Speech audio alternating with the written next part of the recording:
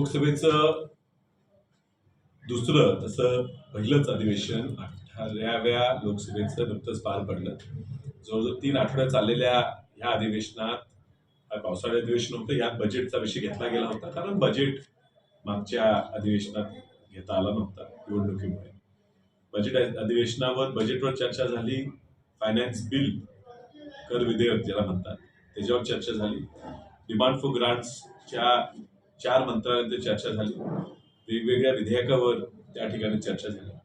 एकंदरीत 3 आठवड्याच्या ह्या अधिवेशनात प्रभावीपणे विरोधी बाकावर बसून सरकारला बऱ्याच मुद्द्यावर धारेवर धरण्यात विरोधक करून सर्वांना यश आलं. त्यात माझाही सिंहाचा वाटा होता, याचा मला अभिमान वाटतो. पहिल्याच अधिवेशनात जवळजवळ 11 चर्चेत मी भाग घेतला. माजी खासदार यांनी 10 वर्षात जेवढे चर्चेत भाग घेतला त्याच्याहून जास्त चर्चेत मी एका अधिवेशनात भाग घेऊ शकलो, याचा मला आनंद आहे.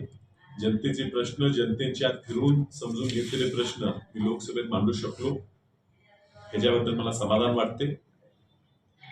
रेल्वेचे मुद्दे होते, विमानतळाचे मुद्दे होते, पुराचे प्रश्न होते, मिरजेत एम्सचा मोठा दवाखाना झाला पाहिजे ह्याची मागणी होती.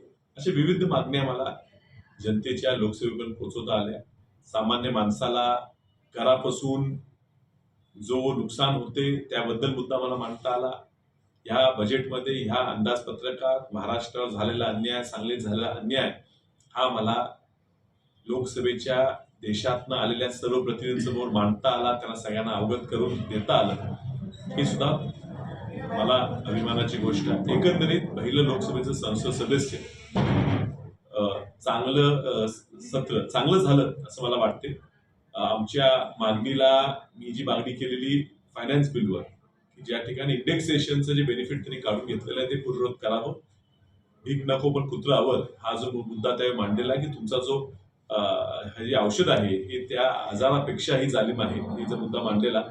ह्या माझ्या भाषणानंतर माझ्याबरोबर काही अन्य खासदारांनी हा मुद्दा मांडला. त्यामुळे स्वतः शासनाने हा अमेंडमेंट करून त्यांच्या विधेयकातनं तो मुद्दा काढून घेतला. मी सुद्धा त्या अमेंडमेंट म्हणून दाखल केलं होतं, त्याच्यावर आवाजी मतदानाने मतदान झालं. दुर्दैवानं मी त्यात जे सुझाव दिलेले त्यात भाजप सत्तेत संख्या जास्त असल्यामुळे माझं त्यांनी हे अमेंडमेंट हाणून पाडलं.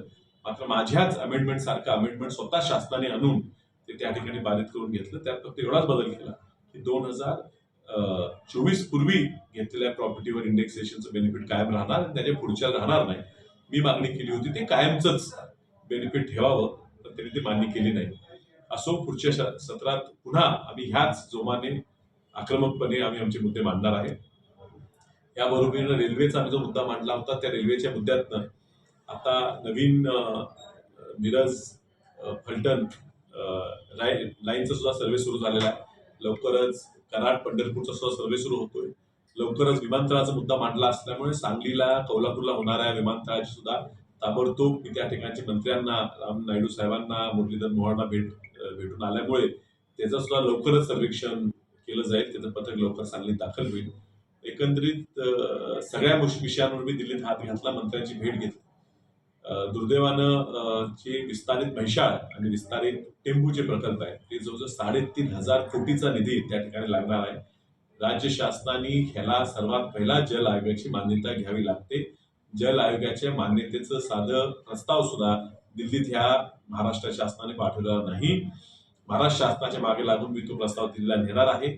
आणि जसं मूळ म्हैसाळ टेंबूला प्रतीकदाताने 1,000 कोटीचा AIBPतनं निधी मंजूर करून घेतलेला, त्याच पद्धतीनं ह्या 3,500 कोटीपैकी बऱ्यापैकी किमान 1,500 ते 2,000 कोटीचा निधी AIBP म्हणजे आता तर PMKSYच्या माध्यमातून मी मंजूर करून घेण्यात यशस्वी झालो पाहिजे म्हणून मी त्या ठिकाणी पाठपुरावा केला. त्या मंत्र्यांना भेटलो.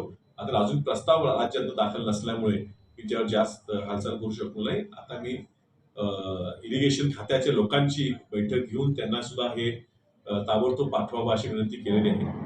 सर्व क्षेत्रात एक खासदार म्हणून काय काय करू शकतो ह्यात मी ह्या सत्रात काम करण्याचा प्रामाणिक प्रयत्न केला, याचा मला समाधान.